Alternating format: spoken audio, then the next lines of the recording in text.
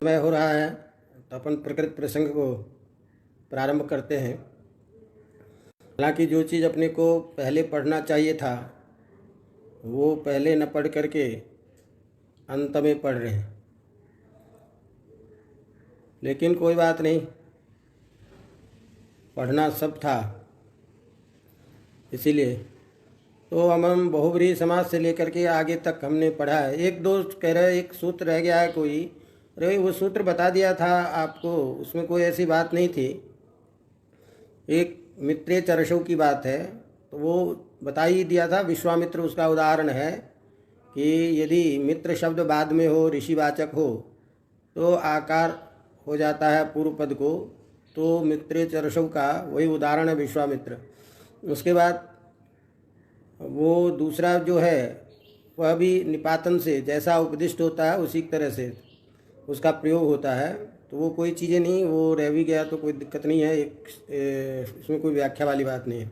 आज हम फिर देख लेंगे कभी उसको भी, जो भी है।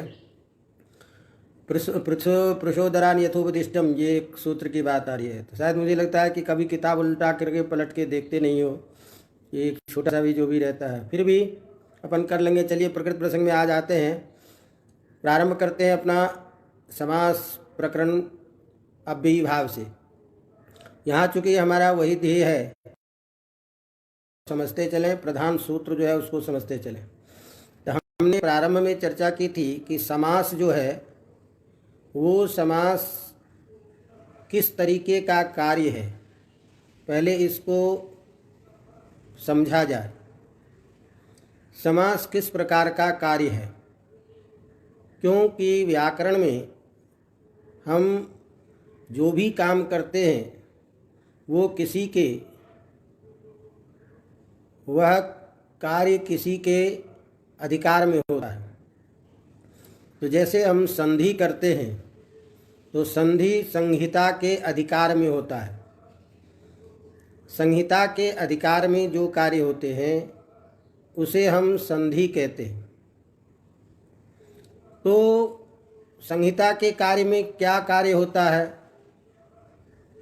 तो हमने यहाँ वहाँ देखा कि विभिन्न वर्णों के स्थान पर संहिता में हम कोई न कोई आदेश करते हैं, कोई न कोई विशेष विधान करते हैं। संहिता का मतलब क्या है, तो आधी मात्रा से अधिक उच्चारण का व्यवधान नहीं होना ही संहिता है। मैंने दो वर्णों के बीच में आधी मात्रा के उच्चारण से अधिक का व्यवधान न हो, इतना समय जहाँ लगे, इतना वर्ण की जहाँ बोध हो, वो तो संहिता है। लेकिन आधी मात्रा से के उच्चारण में जितना समय लगता है उससे अधिक उच्चारण काल का यदि व्यवधान होता है तो संहिता खत्म हो जाती है। तो उस संहिता में हम वर्ण के स्थान पर कार्य करते थे। इसीलिए हम प्रायः कह देते हैं कि संधि जो है वो वर्ण विधि है, वर्ण को मान करके हम काम करते हैं। इसी तरह से समास को हम किस प्रकार का कार्य कहेंगे, किसके अधिकार में समास होगा, कब होगा, ये बताने के लिए सबसे पहले हमें सूत्र के द्वारा बताते हैं कि आप पहले ये समझ लीजिए अच्छी तरह से कि समास जो है वो पद विधि है। समास क्या है, पद विधि है, और यह पद विधि समर्थ है, यह पद विधि समर्थ है। अब इस चीज़ को आप अभी ध्यान रखें, तो ये एक चीज़ हमें बता रहा है कि अभी हम पद विधि करने जा रहे हैं और वह पद विधि यहाँ समास के नाम से जाना जाएगा और वह समास समर्थ होगा। ये पहले तय कर रहे हैं इस प्रथम सूत्र से। इसीलिए यह प्रथम सूत्र बहुत आवश्यक है समास को समझने के लिए। तो उसी बात को ध्यान में रख करके विभक्त्यर्थ में पद बनाना हमको बता दिया। माने पहले सु और जस इत्यादि को ला करके अजंतादि पुलिंग में पद बनाना सिखा दिया कि इसको पद कहते हैं। और पद जब बन गया तो उस पद से जो आपने विभक्ति लाई थी वो विभक्ति किस अर्थ में आपने किया था, ये कारक प्रकरण के द्वारा बता दिया। अब उस कारक प्रकरण के द्वारा विभिन्न अर्थों में विभक्ति का विधान करके उस पद को अर्थ से युक्त बना दिया। तो ध्यान दीजिए, अर्थ वाला जो होगा उसी को हम अभी कुछ देर के लिए समर्थ समझेंगे। तो समर्थ एक तो ये हो गया कि जो पद किसी अर्थ विशेष में पहले से बना हुआ है ऐसे पद को लेकर के हम काम करेंगे। बात समझ में आ रही बात? तो इसीलिए एक तो यहाँ ये चीज़ ध्यान रखना है कि हम अभी जो काम करने जा रहे हैं वो बने हुए पदों को लेकर के कार्य करेंगे। इसीलिए बने हुए पदों को लेकर के काम करेंगे, अर्थात जो परिनिष्ठित पद हो चुका है। परिनिष्ठित का मतलब होता है कि जिस पद में अब किसी भी सूत्र के लगने की कोई संभावना नहीं है, वह अपने नियम से परिपूर्ण हो चुका है, ऐसा जो सीधा प्रयोग किया जाने वाला शब्द वो परिनिष्ठित कहलाता है। अपरिनिष्ठित शब्द वो कहलाता है जिसको प्रयोग करने के लिए अभी किसी नियम की लगने की संभावना है। तो जब तक किसी नियम की लगने की संभावना होती है तब तक वह शब्द प्रयोग में नहीं आता है। इसीलिए उस पद को हम अपरिनिष्ठित पद कहते हैं। तो जिसमें किसी भी विधि आदि उद्देश्य की लगने की कोई संभावना न हो, विधि आदि सूत्रों के लगने की इच्छा अब जहाँ नहीं रह गई है, उससे आक्रांत जो नहीं है, ऐसा जो पद होता है वो परिनिष्ठित पद होता है।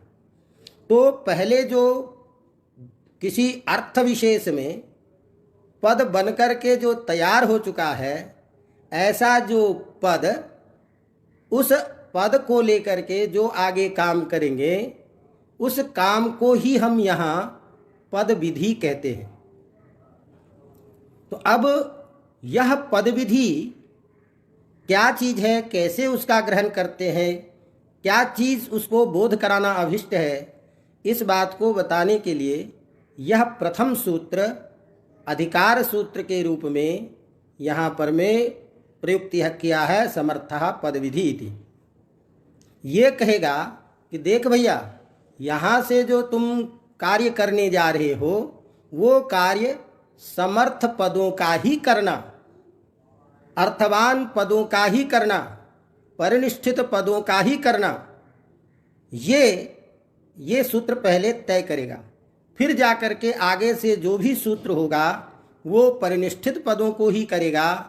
उन दोनों के करने से जो कार्य होगा उस कार्य को हम समास कार्य कहेंगे। ये तय करने के लिए प्रथम ये सूत्र दिया। तो उसी सूत्र को थोड़ा सा देखना चाहिए और अर्थ की दृष्टि से विचार करना चाहिए। तो यह जो सूत्र है हमारा पहला सूत्र समर्थः पद विधि, इस सूत्र में पहले हम सूत्र के अर्थ को समझने के लिए सूत्रगत जो पदों में जो आपस में एक संबंध करके जो अर्थ निकलता है उसको विचार करना पड़ेगा। तो पहले इसको समझ लें कि ये पद विधि का प्रयोग किया है और पद विधि के लिए समर्थ शब्द है। तो पहले पद विधि को देखें। तो विधि शब्द जो है उस विधि शब्द को यहाँ हम कार्य अर्थ लेते हैं। विधि का अर्थ क्या है? कार्य। ये कार्य अर्थ कैसे होगा? कहते हैं हाँ, विधि शब्द का अर्थ करेंगे विधीयते इति विधि, विधीयते इति विधि। तो विधि यते ये कर्म अर्थ में है। तो जो विधान किया जाए, तो जो विधान किया जाएगा वह कर्म होगा। तो किम विधीयते, विधीयते इति विधि कार्यम, कार्यम विधीयते। तो कार्यम विधीयते इस अर्थ में कर्म को लेकर के, कार्य को पकड़ करके हमने यहाँ विधि शब्द को बनाया। ये क्यों कहना पड़ा? क्योंकि विधानम विधि इस अर्थ में भी विधि शब्द का प्रयोग करते हैं। तो विधि शब्द से जब भाव अर्थ में प्रत्यय करेंगे तो भाव अर्थ में विधानम विधि ये अर्थ होगा। अब ये जब अर्थ होगा तो विधि शब्द से दोनों प्रकार के विग्रह प्राप्त हैं। तो इस अर्थ में इसलिए हम विधानम विधि विग्रह करें या विधीयते इति विधि ये कार्य करें, ये दो प्रसंग उपस्थित होता है। अब इस दो प्रसंग के उपस्थित होने पर यहाँ ग्रंथकार ये हमको कहते हैं कि यहाँ विधानम विधि का प्रयोग नहीं है।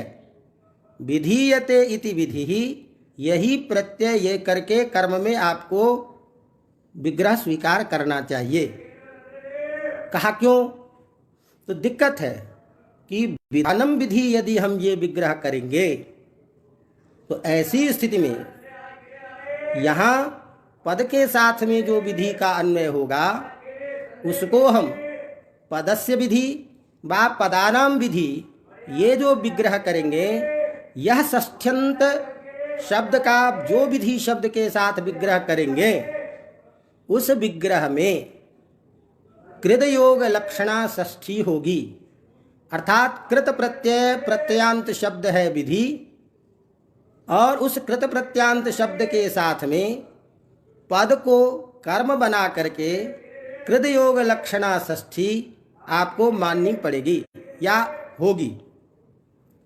तो एक तो ये है, यदि हम विधीयते इति ये प्रयोग करते हैं, ऐसी स्थिति में शेष लक्षणा षष्ठी होगी पदस्य विधि में।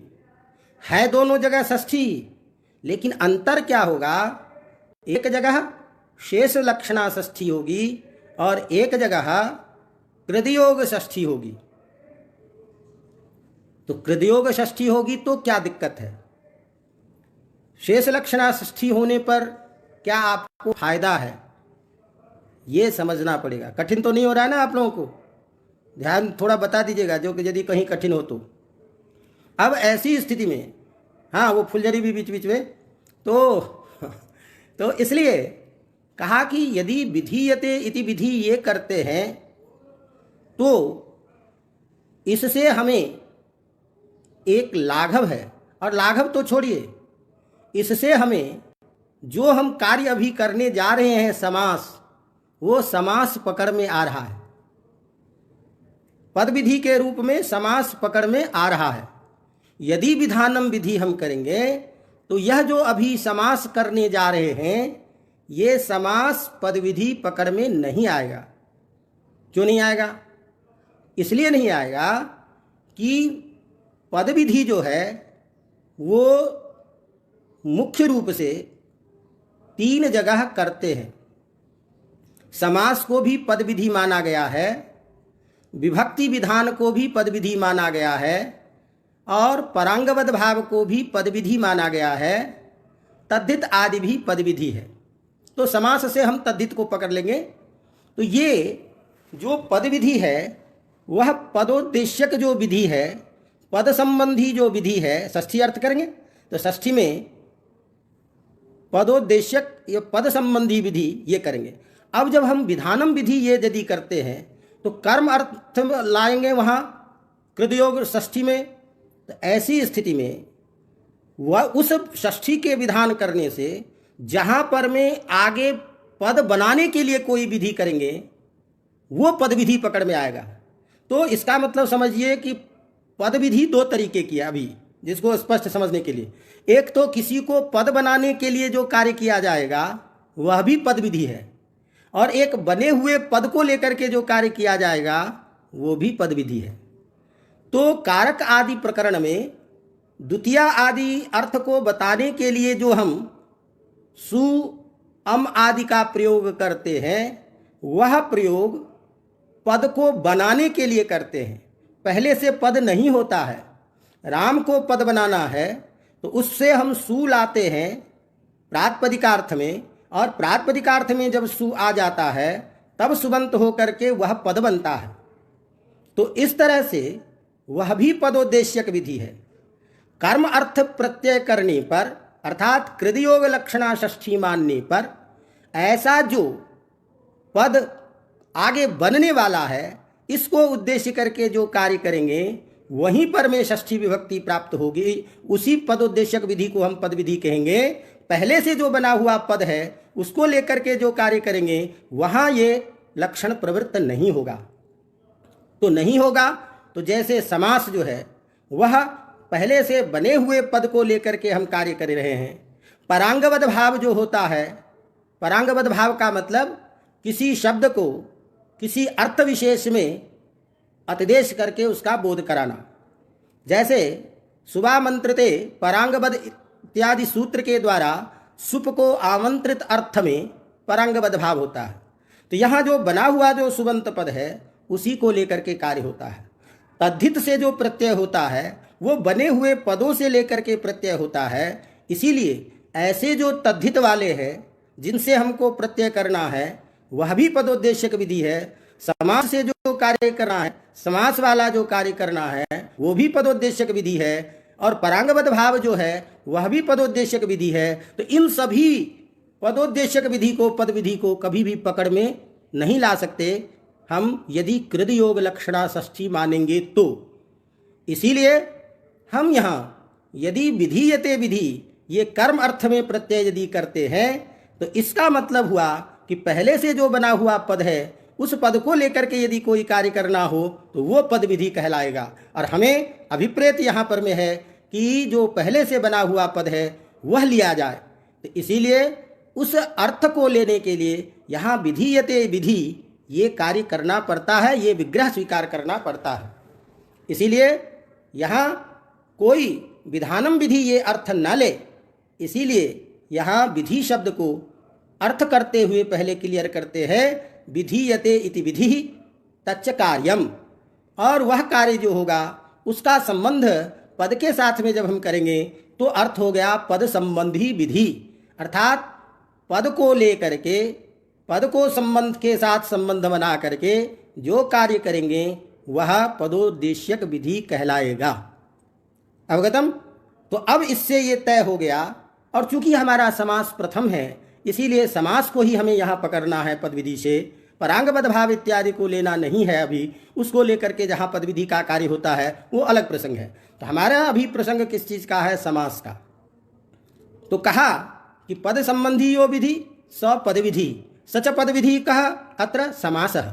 यहाँ समास का विधान करने जा रहे हैं, इसीलिए बने हुए पद को लेकर के जो आप कार्य करेंगे वह कार्य समास कहलाएगा, उसी का नाम यहाँ पद विधि है। वह पद विधि वह समास का कार्य कैसा है तो उसके लिए कहा समर्थः।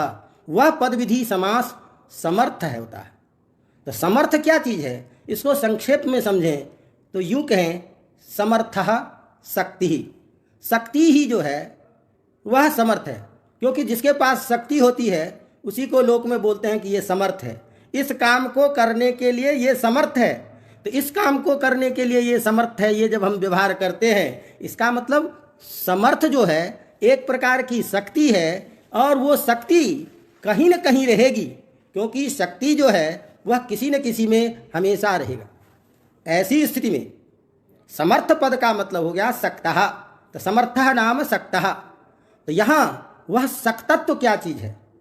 जैसे हमने कहा कि यह व्यक्ति समर्थ है, तो यदि हम बोलेंगे समर्थ है तो समर्थ कोई न कोई होगा, तो उसका अर्थ होगा समर्थ बाला, और उसमें किसी प्रकार के कार्य करने की शक्ति है। तो वह जो शक्तः है समर्थः, वह सीधे समर्थ शब्द शक्त शब्द अपने आश्रय वाले को पकड़ लेगा, तो इसका मतलब हो गया वह शक्तवान या समर्थवान। बात समझ में आ रही बात? तो यहाँ पर में भी समर्थ शब्द शक्त का बताएगा, और शक्त का मतलब किसी न किसी समर्थ से किसी न किसी ऐसी विलक्षण शक्ति से युक्त होना है, विलक्षण शक्ति को हम समर्थ कहते हैं, तो वह विलक्षण शक्ति यहाँ क्या क्या चीज है? तो उसको शक्तः नाम स्वकार्य निबंधन क्षम, अपने कार्य को करने में जो क्षम है, जो योग्य है, जो अपने कार्य को करने में समर्थ है, वही शक्त है। यहाँ पर समर्थ शक्त शब्द लोक में होता है, तो यहाँ शब्दों में क्या समर्थता है, शब्दों का सामर्थ्य क्या है? तो सबसे पहले तो आप ये समझ लें कि यहाँ समर्थ पद सीधे सीधे स्वयं अकेले में रह नहीं सकता है, किसी न किसी आश्रय में ही रहेगा। इसीलिए हम कहते हैं कि पहले तो ये चीज़ समझ लो कि यहाँ समर्थ पद अपने समर्थ के आश्रित में लक्षित है, अर्थात लक्षणा के द्वारा समर्थ पद समर्थाश्रित का बोध कराता है। तो समर्थः अर्थात समाश्रितः, समर्थाश्रितः सच समर्थाश्रितः भवति, कः भवति समासः। यह जो समास होता है यह समर्थ से आश्रित होता है। तो यहाँ क्या सामर्थ्य है, यहाँ समर्थता क्या है पदों में, जिसको लेकर के आप समास करेंगे, या उस समास में समर्थता क्या चीज है? तो समर्थता यहाँ ये चीज है कि अपने जो अर्थ है उस अर्थ को प्रतिपादन करने की क्षमता जो है शब्दों की, वही यहाँ सामर्थ्य है। तो स्व प्रतिपादनम एवं शब्दानाम स्वकार्यम, पद का अपना कार्य है कि अपने अर्थ को वो प्रकाशित करा दे। तो शब्द में एक सामर्थ्य है जो अपने अर्थ को प्रकाशित करता है। तो शब्दगत जो एक प्रकार की शक्ति, जिस शक्ति के कारण वह अपने अर्थ को बोध कराने में समर्थ होता है, वही सामर्थ्य यहाँ पर में है। इसीलिए समर्थ यह विशेषण देने के कारण यह विशेषण कोई न कोई विशेष चीज को बोध कराएगा, और वह विशेष क्या होगा? समझ में आ रही बात? कठिनाई तो नहीं हो रही है? तो समर्थ पद यहाँ किसी विशेष शक्ति का वाचक है, किसी विशेष ताकत की बात करता है, जिस ताकत के से युक्त होने पर ही वह अपने अर्थ को बताने में समर्थ होता है। इसीलिए यह जो समास है उसमें एक विशेष प्रकार की शक्ति होगी, और वह विशेष प्रकार की शक्ति जो होती है, वह शक्ति एक ऐसा व्यापार है, एक ऐसी क्रिया है जिसके द्वारा दो पदों को आपस में जोड़ देता है। अतएव वह जो शक्ति है उसी को हम यहाँ व्याकरण की भाषा में वृत्ति के नाम से कहेंगे। सा एव वृत्ति भवति, सा वृत्ति परार्थाविधानम वृत्ति, जो दूसरे को भी अर्थ को, दूसरे पदों के भी अर्थ को अपने साथ जोड़ करके समास उस दोनों पदों के अर्थ को बता दे, ऐसा जो सामर्थ्य है यह समास में रहेगा। तो इससे ये चीज भी है कि वृत्तिमान जो शब्द होगा उसी पदों का समास करेंगे, वृत्ति युक्त जो पद है। अब ये वृत्ति जो है, जो एक प्रकार से परस्पर पदों में अन्वित होने का जो सामर्थ्य है, परस्पर एक दूसरे के साथ अन्वित होकर के अर्थबोध करने का सामर्थ्य जो होता है, यही वृत्ति समर्थ पद के द्वारा समझ लेना चाहिए। और उस समर्थ से युक्त जो होगा वही सामर्थ्य कहलाएगा, और उस सामर्थ्य जब रहेगा तभी समास होगा।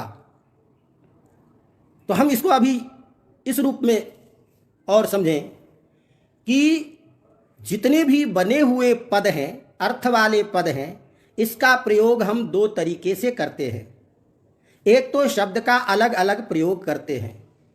तो शब्द का जब अलग अलग प्रयोग करते हैं, रामः देवदत्तः राज्ञः पुरुषः अस्ति, तो राज्ञः पुरुषः अस्ति इत्यादि में बना हुआ जो पद है राज्ञः, बना हुआ जो पद है पुरुषः, इन दोनों पदों में परस्पर एक दूसरे के साथ में संबंध जुड़ करके राजा का बेटा यह अर्थबोध होता है। तो यहाँ पर में भी पदों में परस्पर सामर्थ्य है, लेकिन परस्पर अन्वित होकर के बोध कराने में के कारण समर्थ तो है, लेकिन इस सामर्थ्य को हम व्यपेक्षा भाव सामर्थ्य कहते हैं।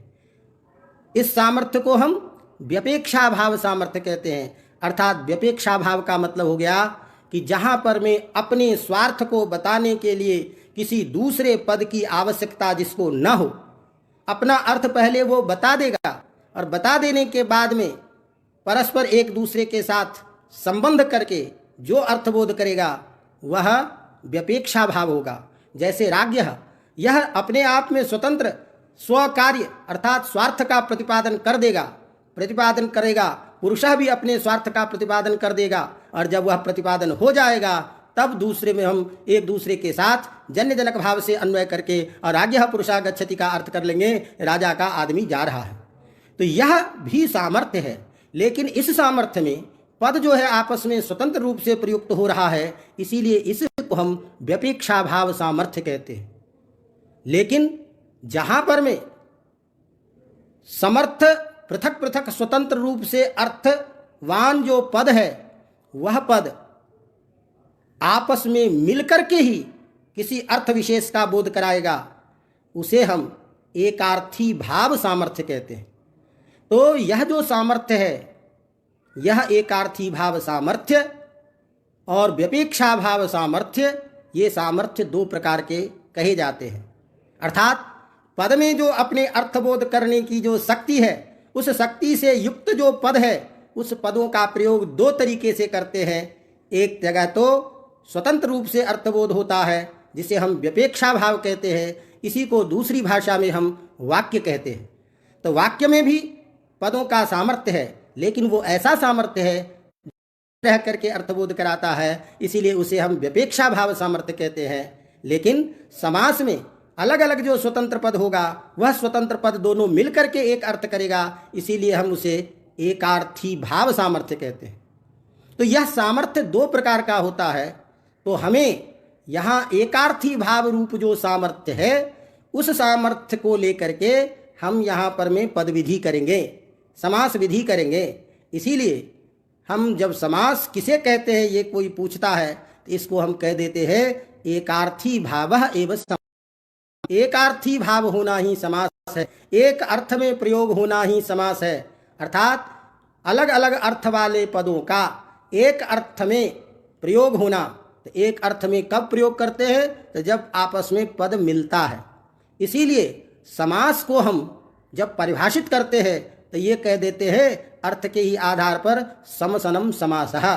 समसन ही समास है, एक ही भवनम एवं समासः, एक होना ही समास है। और जब एक होगा, परस्पर भिन्न भिन्न अर्थ की जो प्रतीति होती है, वह भिन्न भिन्न अर्थ की प्रतीति नहीं हो करके दोनों स्वतंत्र पद आपस में मिल करके एक अर्थ में प्रयुक्त होगा, उसी को हम कहेंगे एकार्थी भावः। तो एकार्थी भावः यह पद विधि स एव समासः। एक अर्थ में प्रयुक्त होने वाला जो पद विधि है, पद संबंधी विधि, पद संबंधी कार्य, उसी को हम एकार्थी भाव समास कहते हैं। और वह एकार्थी भाव समास यहाँ पर में पढ़ने जा रहे हैं। तो ये इससे एक चीज़ और कर दिया कि आपने क्या कहा कि सामर्थ्य में ही समास होगा। सामर्थ्य का मतलब क्या हुआ कि जहाँ पर में परस्पर पदों का आपस में अन्वय हो सके, सीधा अन्वय हो सके, एक दूसरे के साथ अन्वित होने का सामर्थ्य हो, ऐसा जो परस्पर अन्वय की योग्यता है वही सामर्थ्य है। और उसी सामर्थ्य में समास होगा।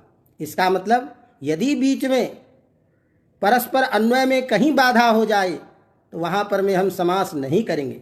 जैसे रिद्धस्य राज्ञः पुरुषः, तो राज्ञः पुरुषः जो है, इससे पहले एक और विशेषण लगा। इस रिद्धस्य इस विशेषण का पुरुष के साथ साक्षात अन्वय नहीं हो रहा है। इसीलिए इस रिद्धस्य का इसके साथ में अन्वय नहीं होने के कारण, अन्वय योग्यता नहीं होने के कारण, एकार्थी भाव नहीं होने के कारण समास नहीं होता है।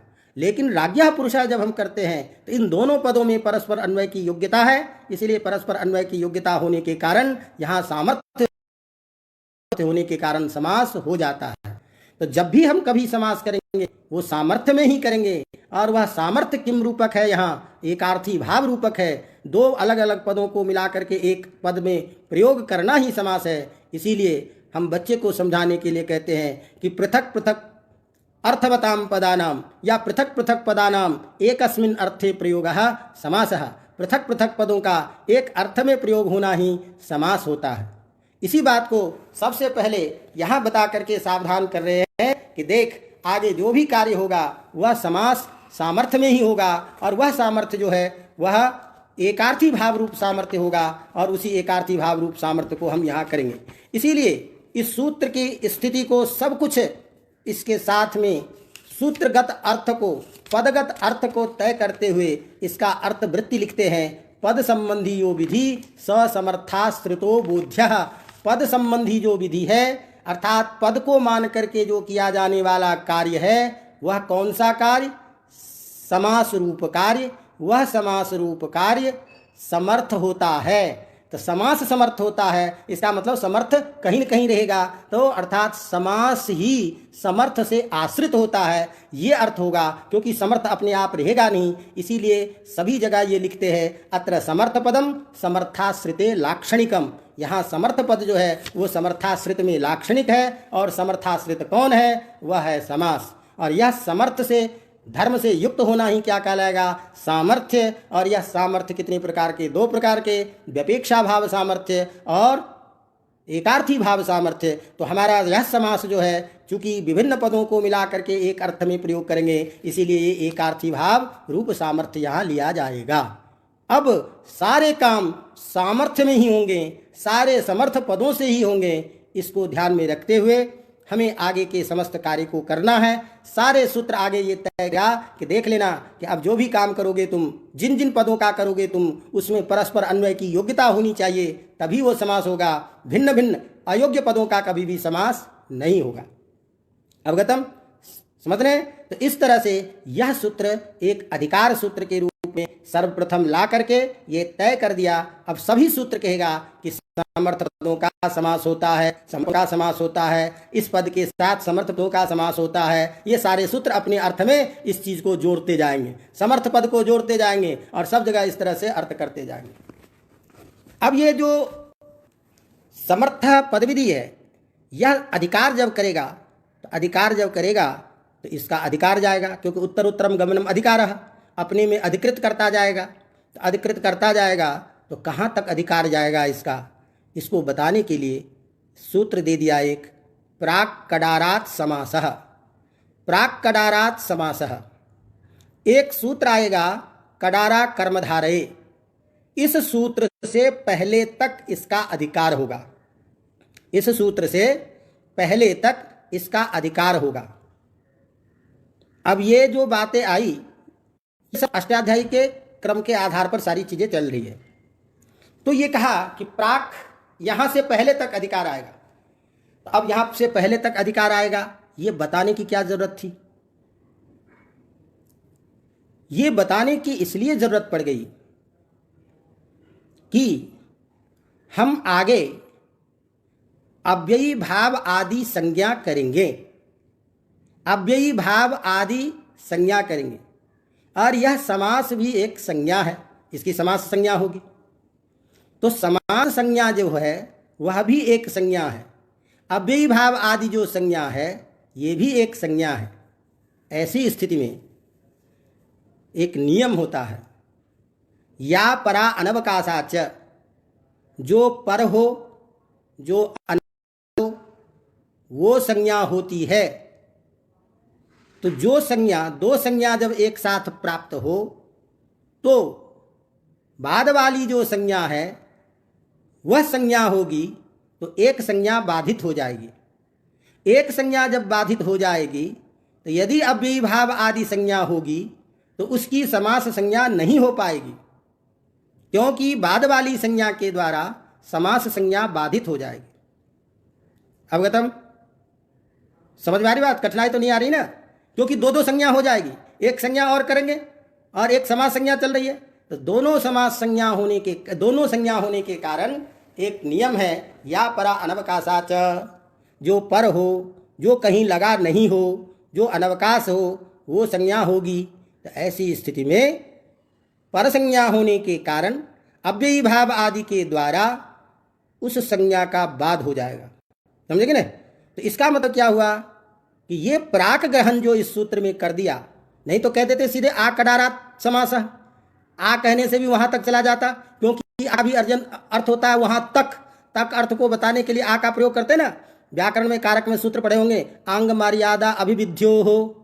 अंग का जब मर्यादा और अभिविधि हो तो मर्यादा और अभिविधि। राजा दिलीप का राज्य कहाँ से कहाँ तक था? आ समुद्र क्षितिशानाम मानाकरत वर्तमनाम, वहां से लेकर पृथ्वी से लेकर समुद्र तक। तो तक अर्थ को बताने के लिए आ शब्द का भी प्रयोग है, तो सूत्र बना देते आकडारात समास। प्राक समास, ये कहने की जरूरत क्यों पड़ गई? प्राक, पहले तक, समझे कि नहीं? तो पहले तक इस तरीके से करने के लिए, क्योंकि एक संज्ञा के अधिकार में किसी एक संज्ञा का ही बोध होना चाहिए था, दूसरी संज्ञा का बोध नहीं होता। तो अभिभाव आदि संज्ञा का भी हमको बोध करना था, इसलिए एक के अधिकार में रहने पर भी, माने समर्थाश्रित समास का अधिकार होने पर भी, पद विधि का अधिकार होने पर भी अभिभाव आदि जो विशेष संज्ञा है वो भी संज्ञा हो जाए, रुकावट आए।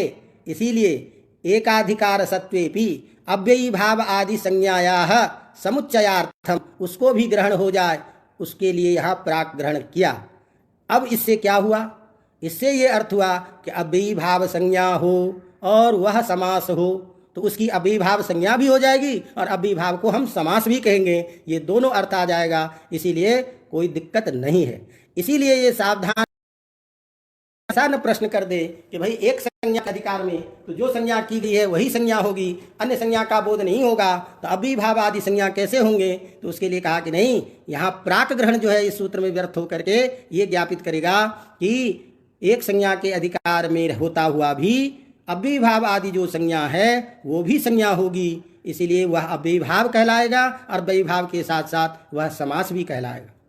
अवगतम? तो इस तरह से यह सूत्र इस अधिकार को दो को बोध करने के लिए, दो संज्ञा का बोध करने के लिए यह प्राक कडारात समास इस सूत्र को उपस्थापित करके यहाँ प्राक ग्रहण इस अर्थ का प्रतिपादन किया।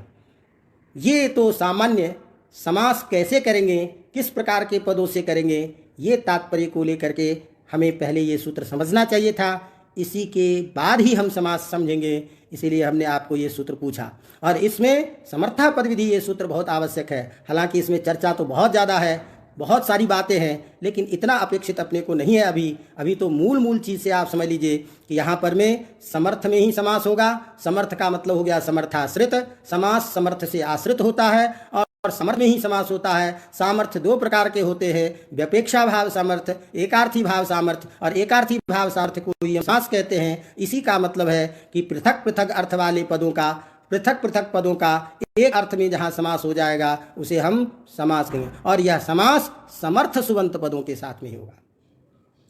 ये तय कर दिया। अब तय करने के बाद अपना समास प्रकरण का जो विधान है वह प्रारंभ होता है, और वह पहला सूत्र से प्रारंभ होता है, और वह सूत्र है सहसुपा। सहसुपा सूत्र बहुत आवश्यक है, इसलिए इसको हमको बताना जरूरी है।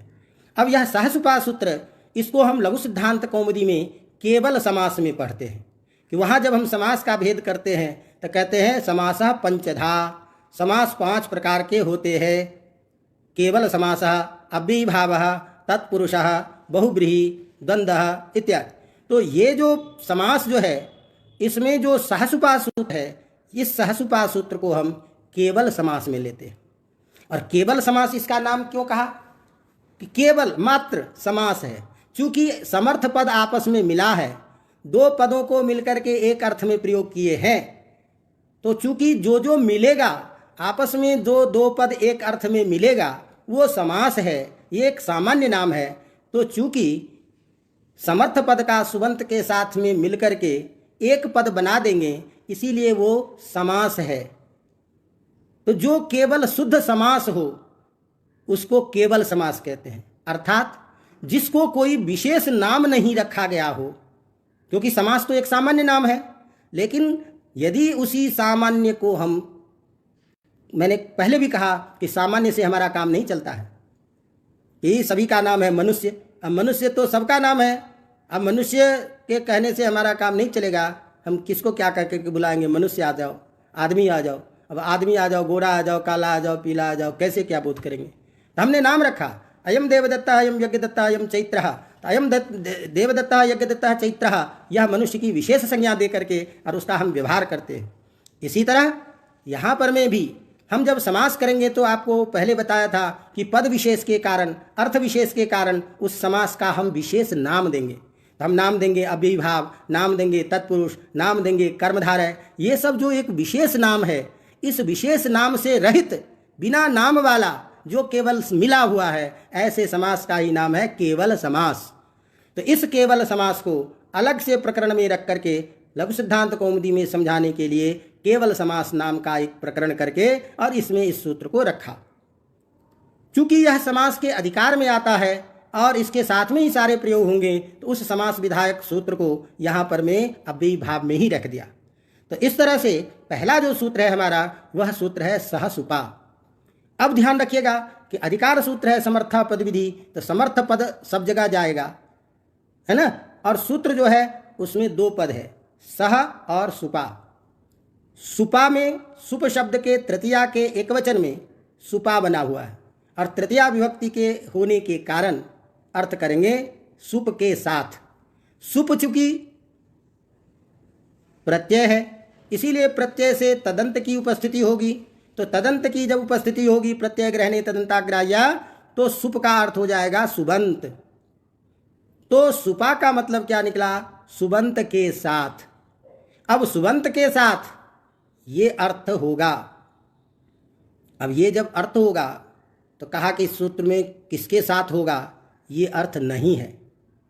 तो नहीं है तो कहा इस सूत्र में सुबामंत्रिते इत्यादि सूत्र से सुप की भी अनुवृत्ति आती है।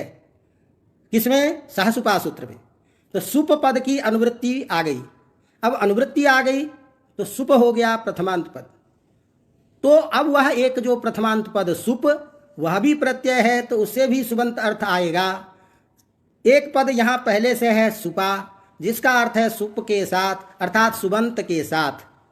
तो इस शब्द के सुपा के साथ इस सुप का अन्वय जब हो जाएगा तो अर्थ हो जाएगा सुबंत के साथ सुबंत समस्त होता है, अर्थात मिलता है, जिसको हम भाषा में चेंज करके कहते हैं सुबंत के साथ सुबंत का समास होता है। तो ये अर्थ निकल जाएगा सुबंत के साथ सुबंत का समास होता है। और सुबंत के साथ समास होगा तो ये एक नाम दे दिया केवल कि देख भैया सुबंत का सुबंत के साथ समास होता है।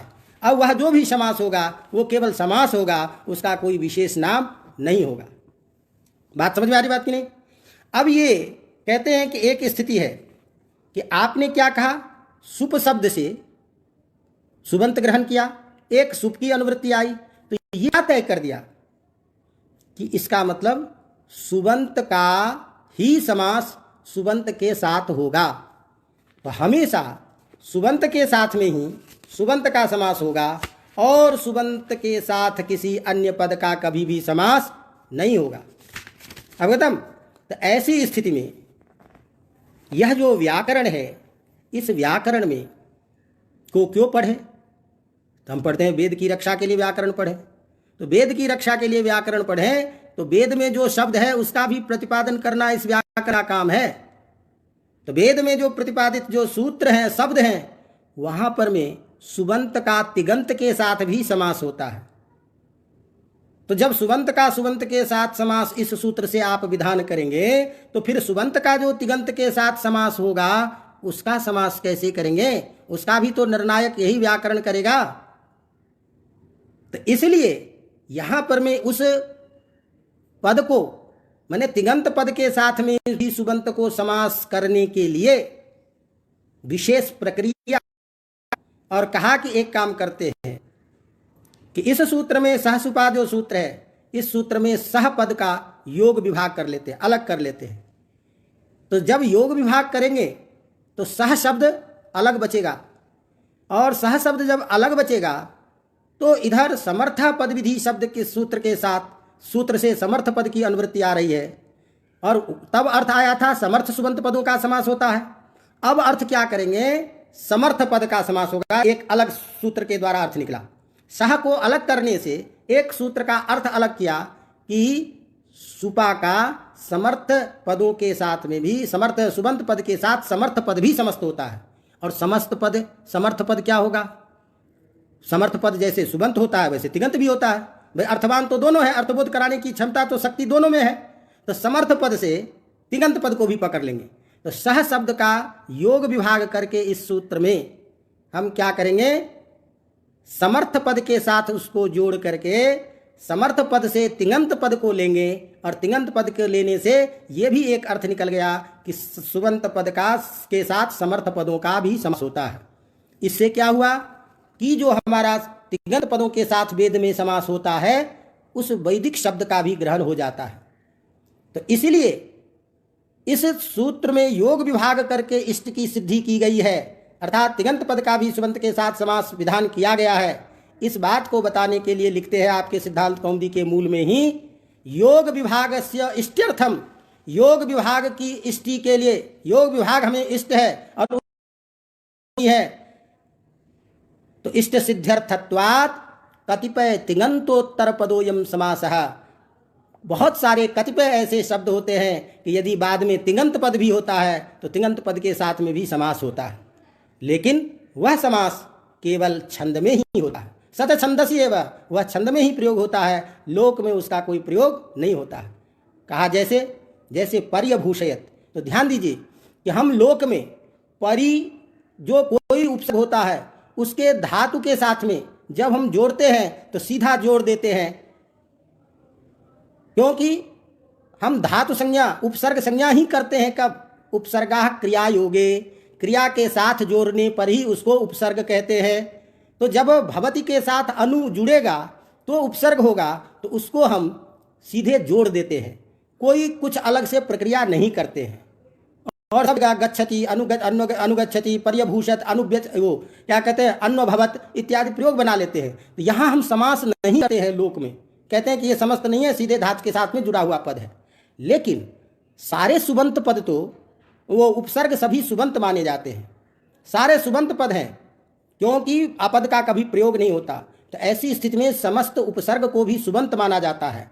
तो एक आपका पद हो गया उपसर्ग जो सुबंत पद है, वो किसी अन्य के साथ में तभी मिलेगा जब समास होगा। इसीलिए वेद में समास विधान करके विशेष स्वर का विधान किया जाता है, इसीलिए उपसर्ग को तिङंत के साथ समास किया जाता है। तो इसीलिए परिसु और अभूषयत, ये तिङंत लंग लकार का रूप है अभूषयत। तो यह जो लंग लकार का रूप है अभूषयत, इस तिङंत पद का परिसु, ये सुबंत को लेकर के हम समास करेंगे। तो अब समास करेंगे तो एक पद कौन हो गया? परि। उसके उत्तर पद में कौन हो गया? तिङंत पद। अब इसका समास तो और कोई कर नहीं सकता था। यदि हम केवल सुप की अनुवृत्ति करके इतना ही अर्थ करते, सुबंत का सुबंत के साथ समास होता है, तो ये समास होता नहीं। तो यहाँ तिङंत का समास नहीं होता, इसलिए पर्यभूषित इत्यादि में कभी समास नहीं होता। और समासगत जो वेद में अर्थ की विलक्षणता है वो हो नहीं पाती, इसीलिए उसको करने के लिए समास करना जरूरी था। और समास करके यहाँ पर मैं कह दिया कि नहीं भाई ये समस्त पद है वेद में, तो पर्यभूषयत, अनुव्यचलत इत्यादि सारे जो हैं इसमें समास हो जाते हैं। तो कोई यदि हमको पूछे तो सहसुपा सूत्र में से तिङंत पदों का भी समास होता है। कैसे होता है? सहसुपा सूत्र में सह के योग विभाग के द्वारा समर्थ पद की अनुवृत्ति आने से समर्थ पद का भी सुबंत के साथ, सुबंत का समर्थ पदों के साथ समास होता है, ये अर्थ होता है। और समर्थ पद से तिङंत पद भी लेते हैं, ऐसे स्थिति में सुबंत का तिङंत के साथ भी समास होता, और वह समास वेद में ही होता है। तो इस बात को बताने के लिए यह सहसुपा सूत्र। अब जो हमारा दूसरा पक्ष बचा कि सुबंत का सुबंत के साथ समास होता है, इसकी सारी चर्चा हम आगे करेंगे। जो सुबंत के साथ में उदाहरण देता है, जैसे आप लोग पहले भी पढ़े हो, भूतपूर्वः। तो भूतपूर्वः ये प्रयोग बनता है पूर्वम भूतः इति भूतपूर्वः। तो जो लोक में हम अर्थबोध करते हैं उसी अर्थ में हम समास करते हैं। तो लोक में हम प्रयोग करते हैं पूर्वम भूतः, जो पहले हो गया।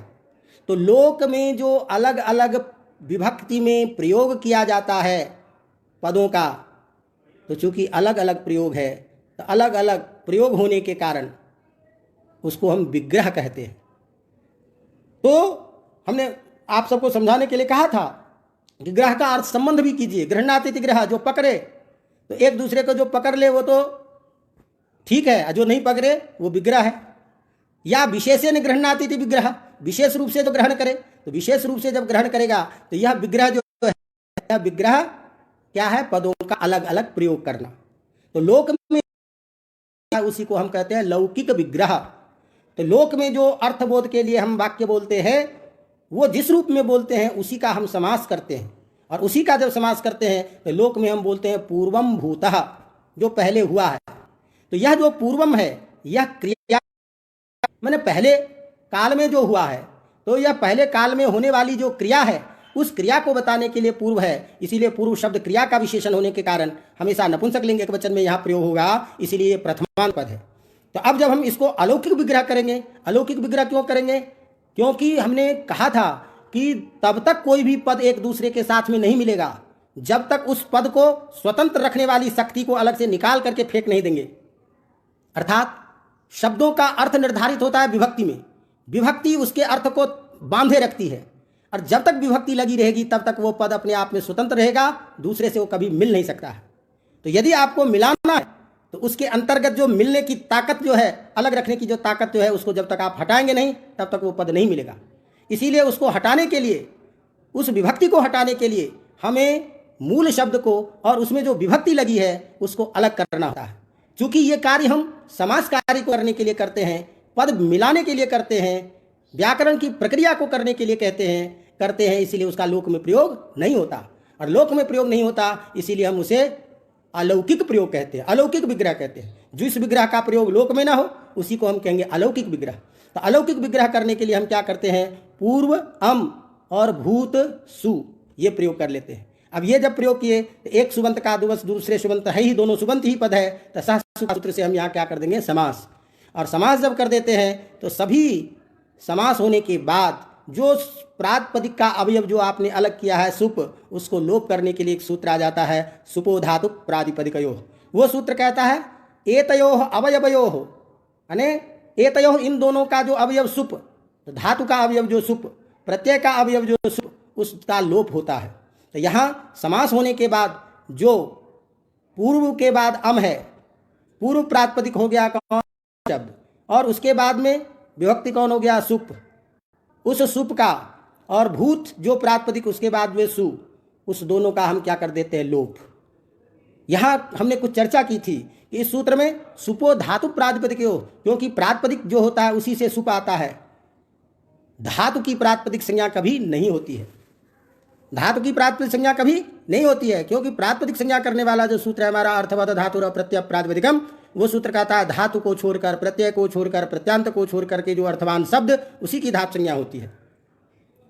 तो जब धातु का अवयव धातु की प्रातिपदिक संज्ञा होती ही नहीं है और सु प्रातिपदिक से ही आएगा, तो धातु से सुप आने की तो कोई भी प्रश्न ही नहीं है। तो फिर धातु का अवयव सु मिलेगा कहाँ, जिसको लोप करने के लिए आपने इस सूत्र में धातु ग्रहण किया। तो कहते हैं नहीं ऐसी बात नहीं है धातु से भी सुप आता है, कहाँ, तो उसकी चर्चा हम बाद में करेंगे। लेकिन सीधे समझ लीजिए कि नाम धातु एक प्रकरण आता है जहां प्रातिपदिक को हम धातु बनाते हैं, पुत्रम आचरति, तो इत्यादि प्रयोग में जब हम पुत्री यति ये प्रयोग बनाते हैं तो पुत्र अम क्यच, फिर सनाद्यंता धातु से इस पुत्र अम क्यच की धातु संज्ञा हो जाती है। तो वहाँ जो प्रातिपदिक है उसको हम धातु बना देते हैं, और वहाँ जो अवयव है सुप, अब वो धातु का अवयव सुप हो जाता है, उसको भी लोप करना है हमको, इसीलिए हमने धातु ग्रहण भी किया।